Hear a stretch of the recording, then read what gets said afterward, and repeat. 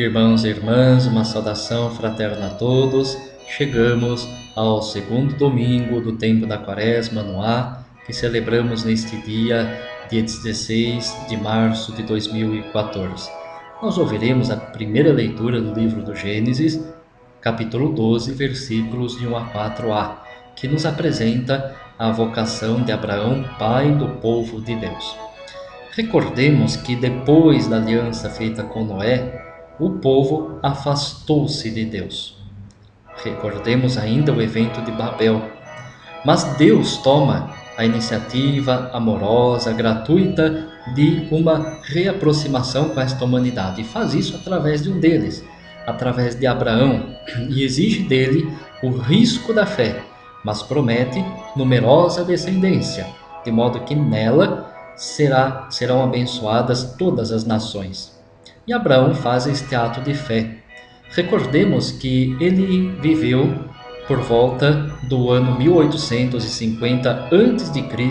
na Mesopotâmia, região que já havia alcançado um certo grau de desenvolvimento civilizatório, econômico, político, enfim, já havia uma agricultura organizada, mas sofria sérias tensões, principalmente em virtude das invasões estrangeiras. E é neste contexto difícil que Abraão sente a interpelação de Deus em seu coração. Abandona-se totalmente em Deus. Ele deixa o seu habitat, a sua segurança, e parte para o desconhecido, certo de que Deus há de cumprir a sua promessa. E de fato, a história da salvação está ligada à fé de Abraão, pai dos crentes, e ao supremo ato de fidelidade de Deus para com Abraão, que soube ouvir a sua voz e obedecer. Nós ouviremos ainda a passagem do Evangelho, segundo Mateus, capítulo 17, versículos de 1 a 9. Esta perícope evangélica nos descreve a transfiguração do Senhor. O seu rosto brilhou como o sol. Mas o objetivo do autor sagrado aqui é responder à pergunta: quem é Jesus?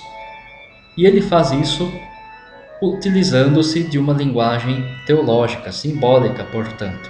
Vejamos alguns elementos simbólicos que aparecem nesta passagem do Evangelho. Primeiro, o simbolismo da montanha. A montanha que sempre marca um evento importante na história do povo de Deus. Ela lembra a proximidade com o próprio Deus.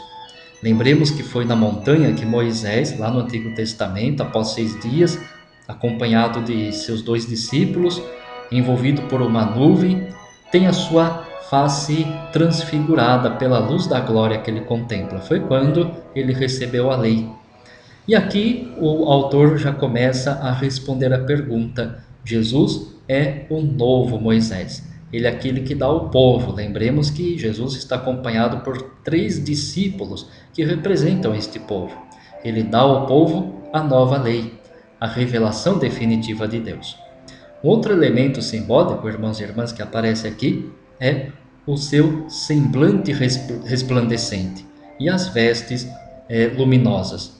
Símbolo da presença de Deus na pessoa de Jesus, mas também a presença de Deus em toda a montanha. Uma nuvem os envolve, uma nuvem realmente está ao redor deles. Mais uma vez, lembrando aquela nuvem que envolveu e guiou o povo no deserto quando aconteceu o êxodo, mas também a luz que esteve com Moisés na montanha quando recebeu a lei e transmitiu ao povo. Um outro elemento, vamos falar dele novamente depois, é a voz que se faz ouvir. No batismo de Jesus também se fez ouvir uma voz que dizia: "Este é o meu filho", mas aqui há o complemento: "Escutai o que ele diz". É o que Deus pensa, é o que Deus pede. Este é o meu filho, escutem a sua palavra.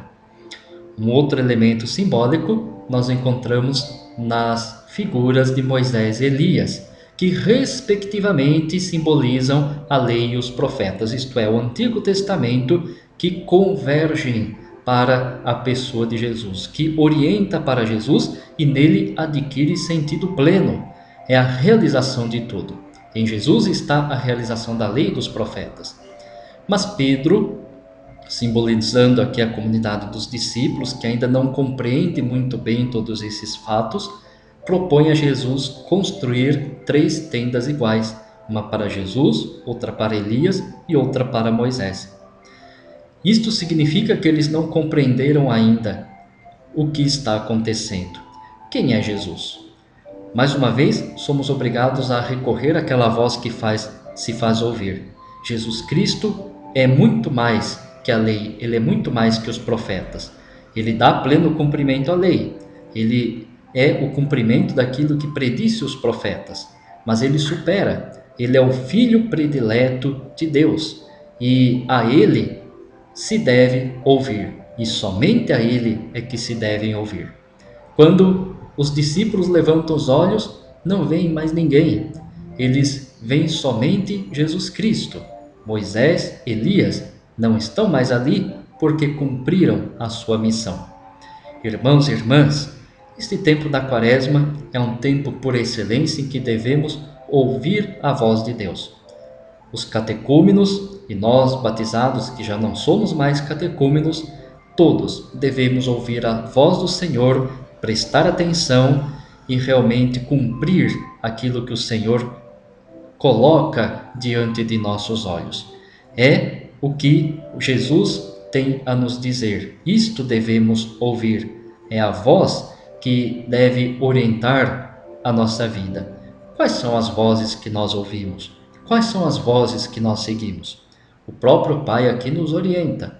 A voz que devemos seguir, a voz que devemos ouvir, é a voz de Jesus Cristo, em todos os momentos da nossa vida. Queridos e amados irmãos e irmãs, nós ouviremos ainda a segunda leitura da segunda carta de Paulo a Timóteo, capítulo 1, versículos de 8b a 10. Timóteo, nesta época, estava enfrentando em seu ministério muitas dificuldades.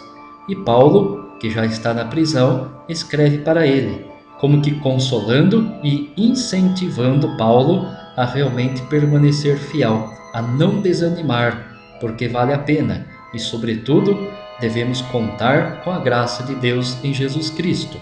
Esta graça que também nos chama, esta graça que nos sustenta, a graça de Deus que nos conduz para a vida. Timóteo devia confiar na graça de Deus. E nós também, por esta liturgia, somos convidados a isso. Ouvir a voz do Senhor, confiar na sua voz e na sua graça.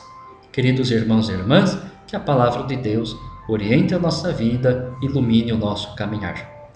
Eu recordo a todos ainda que teremos missa neste sábado, dia 15, às 18h30, e neste domingo, dia 16 de março, 3 horários de missas na Igreja Matriz Santa Gertrudes, 8 da manhã, 10 da manhã e a última missa às 19 horas. Eu lembro ainda que na próxima sexta-feira teremos a Via Sacra na Igreja Matriz. Sexta-feira, dia 21. Todos são convidados a também participarem.